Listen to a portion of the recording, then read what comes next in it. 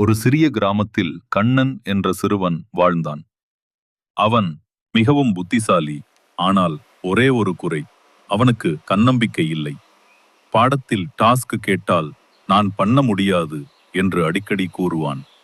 விளையாட்டில் ஓட்டப்போட்டி என்றால் நான் ஜெயிக்க மாட்டேன் என்று பின்னால் நின்று விடுவான். இனிய குரலுடன் பாட முடிந்தும் பேய் பிசாசு சிரிச்சிடுவாங்க என்று வாயை மூடுவான். அவன் ஆசிரியை சுமதி குமாரி அவனை கவனித்தாள். ஒரு நாள் பள்ளிக்கு பின் அவளும் கண்ணனும் சாலையோரமாக நடந்து சென்றனர். அப்போது சுமதி குமாரி கேட்டாள், கண்ணா, ஏன் நீ எதிலும் முதலில் முயற்சிக்க விரும்பாதே? உனக்கு பயமா? கண்ணன் தலை குனிந்தான். மெதுவாகச் சொன்னான், நான் ஜெயிக்க மாட்டேனேன்னு தெரியுதே, அதான். சுமதி குமாரி சிரித்தாள். அருகிலிருந்த ஒரு சிறிய மேட்டில் அவனை அழைத்துச் சென்றாள். இதைக் காணும் பொழுதே பயம் வருதா? அவள் காட்டியது ஒரு நெடுந்தூரத்திலிருந்து சென்று வரும் ஓர் ரயில் தடம்.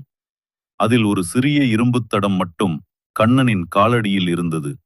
இது ரயிலுக்கு வழிகாட்டும் ஒரு தடம், ஆனால் இதோ பாரு என்று சொல்லி அவள் அந்த இரும்புத் தடத்தின் மேலே ஒரு மரத்தடி வைத்தாள். இந்த ஒரு அடி ரயிலின் பாதையில் கூட மாற்றத்தை தரக்கூடியது. கண்ணன் குழப்பமாக பார்த்தான். நமக்கு என்ன சத்தம்? இதுதான் வாழ்க்கை கண்ணா. நீ நம்பிக்கை இல்லாம முன்னே செல்ல மறுக்கிறாய். ஆனால் ஒரு அடி மட்டும் நம்பிக்கையுடன் முன்வைத்தால் பாதைதான் தானாக விரிவடையும். நீ உன்னால முடியாது என நினைக்கிறாய், ஆனால் அதே சமயம் நீ முயற்சி கூட செய்யவில்லை. பயத்தை நம்புவதை விட உன்னைத்தான் நம்ப வேண்டும். அந்த வார்த்தைகள் கண்ணனின் உள்ளத்தில் உடித்தன. அவர் கண்கள் சிவந்தன. அன்று முதல் அவன் ஒவ்வொரு தடையும் ஒரு அடியாய் சந்திக்கத் தொடங்கினான். விதி என்ன தெரியுமா? அவன் பாடத்தில் முதல் பரிசு வாங்கினான். அவன் ஓட்டப் போட்டியில் 3ஆம் இடம் பிடித்தான். அவன் பள்ளி விழாவில் பாடியபோது அனைவரும் கைத்தட்டினார்கள்.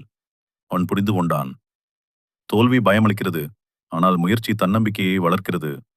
இந்த கதையின் கருத்து, தன்னம்பிக்கை என்பது யாரிடமிருந்து பெறும் பரிசல்ல, அது நாம் எடுத்துக்கொள்கிற ஒரு அடிப்பயணத்தின் முதல் நிலை. தோல்வி என்பது முடிவல்ல, முயற்சியை வலியுறுத்தும் ஒரு இடைநிலை. தன்னம்பிக்கை என்பது துடிப்பான அறிவு அல்ல, அது மௌனமான நம்பிக்கை.